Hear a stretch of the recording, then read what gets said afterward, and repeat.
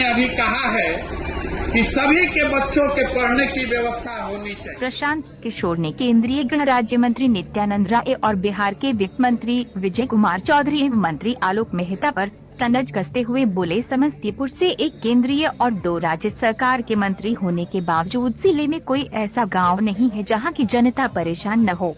उन्होंने बुनियादी सुविधाओं के अभाव को लेकर जिले से निर्वाचित हुए 3 मंत्री को जिम्मेदार बताया। उन्होंने कहा कि समस्तीपुर की स्थिति देख लीजिए, जिले से 3 मंत्री हैं। यहाँ ऐसी दशा है कि कोई गांव ऐसा नहीं है जहाँ की जनता त्रस्त न हो।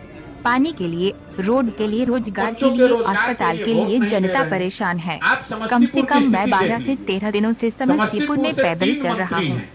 राज्य सरकार में और 1 मंत्री है केंद्र में, फिर भी समस्तीपुर की ऐसी दशा है कि कम से कम मैं पिछले 12-13 दिनों से चल रहा हूँ, कोई ऐसा गांव नहीं है जहां लोग त्रस्त ना हो।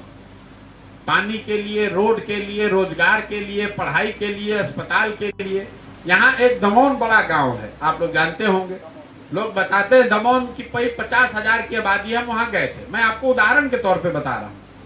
लोगों ने मुझे वहां बताया कि भैया हम ही लोग तय करते हैं कि यहाँ विधायक कौन बनेगा, क्योंकि 50,000 हमारा वोट है। उसी गांव में लोग ये भी बता रहे हैं कि हम लोग 30 वर्ष से एक अस्पताल की मांग कर रहे हैं और आज तक वहां एक छोटा अस्पताल नहीं बना है। आप समझिए, जिस गांव में 50,000 वोट है, उस गांव में अगर अस्पताल नहीं बन रहा है और फिर भी लोग जाति के नाम पर, धर्म के नाम पर, भारत पाकिस्तान के नाम पर जाकर फिर वोट दे रहे हैं, तो लोगों की परेशानी कैसे दूर होगी? वोट तो अस्पताल के लिए होना चाहिए। अगर दमोन के लोग ये कहें कि जब तक अस्पताल नहीं बनेगा तो वोट नहीं देंगे, तो अस्पताल कल बन जाएगा। तो प्रशांत किशोर के पास योजना नहीं है। प्रशांत किशोर या जन सुराज सिर्फ आपको ये बता रहा है कि आप अपने वोट की ताकत और वोट की शक्ति और उसकी कीमत को समझिए। आपके पास पैसा नहीं है, आपके पास शिक्षा नहीं है, आपके पास जमीन नहीं, लेकिन आपके पास वोट है। वोट की कीमत नाली गली नहीं है, वोट की कीमत सिलेंडर नहीं है, 5 किलो अनाज नहीं है। वोट की कीमत है आपके बच्चों का भविष्य। आप अपने बच्चों के पढ़ाई के लिए, उनके रोजगार के लिए, अपने लिए खेती हो, जमीन के लिए, इसके लिए जब वोट करेंगे तभी आपका जीवन सुधरेगा।